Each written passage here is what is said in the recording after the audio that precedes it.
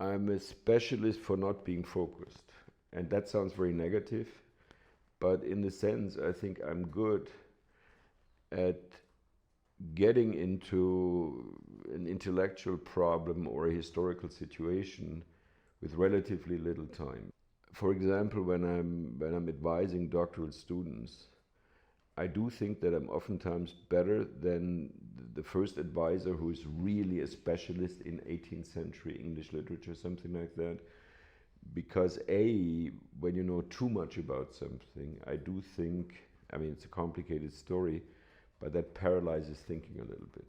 Think about what you want to do. What was the most interesting moment in the seminar? The intellectually passionate moment. And if you do that, the likelihood that you will produce something positive, interesting, even for your career, is higher.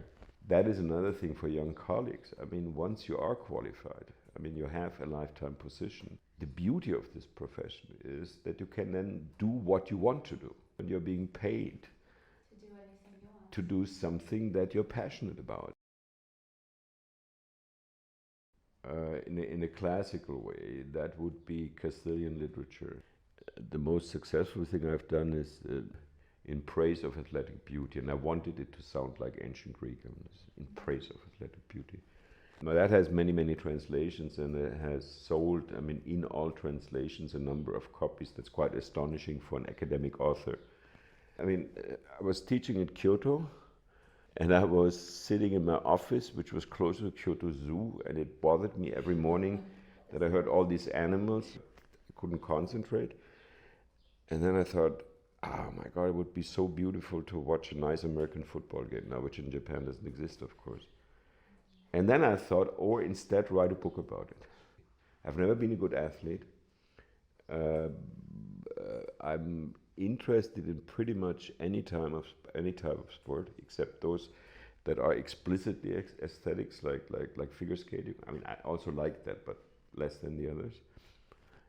And it's weird because there's no reason. Yeah, the amount of time I spent, and the amount of money I spent. Really good work in the humanities is work that you do alone.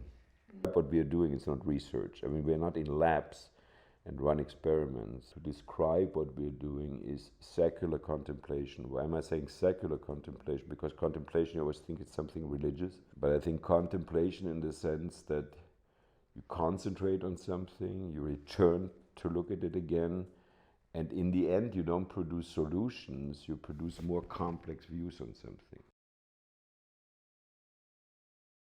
I mean, I had the privilege of knowing Foucault personally, and I admire him. If you ask me who was the greatest humanist in the humanities ever, I would say him.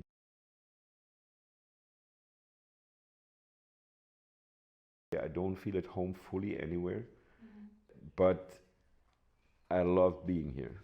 This is, again, the drama side. Now on the positive side, it was almost as if I felt that, you know, the hand of God would punish me when I would come to Jerusalem. It was so charged for me. The pleasantness of finding it normal and yeah, welcoming, but not with fanfares, and how great that you are here. That was a very early impression with Jerusalem.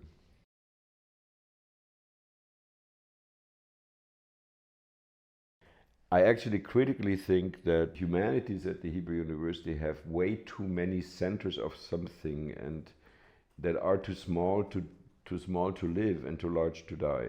And then I will say something critical about the Hebrew University that I love. In Germany, for example, and I don't want to contrast always Germany. I mean, Germany has a very, by international standards, good academic culture, but there's a huge pressure for consensus.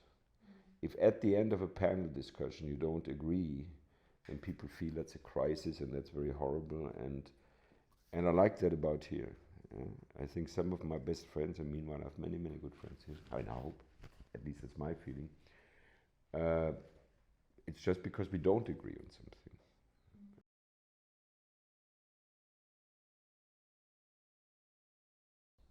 If you ask me whether in 50 years, and as I'm going to be 75 in 10 days, the likelihood is that I will not experience that. Whether humanities will still exist institutionally, in 50 years, worldwide more or less.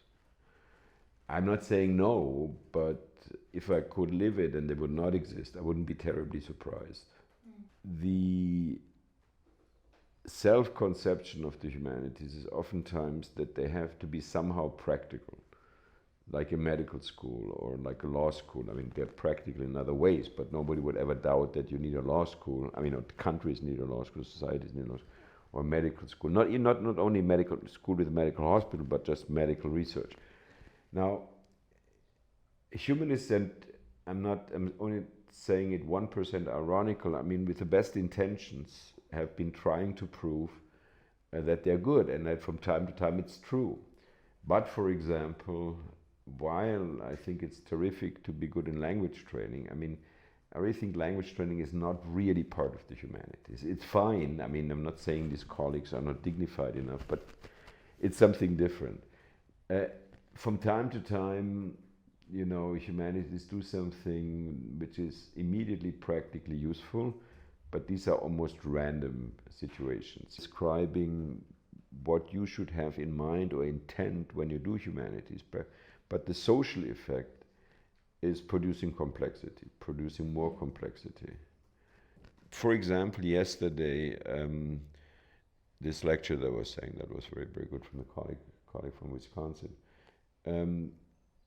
going back to this Jewish problem and Jews in America in the early 20th century, and then for a brief moment, 10 minutes, talked about Israel and Ben Gurion, because some of these, Ben Gurion times, some of these ideas from America were within the discussion horizon of the early Israeli governments. I think that will not give you a solution on what to do and how to do with the Palestinian Jewish situation, with the present government, with the external relationships, etc., etc.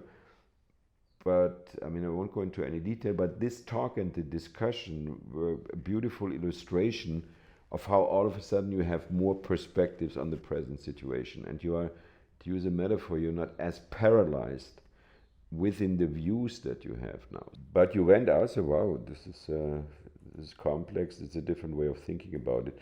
And I think this is why taxpayers should pay the humanities.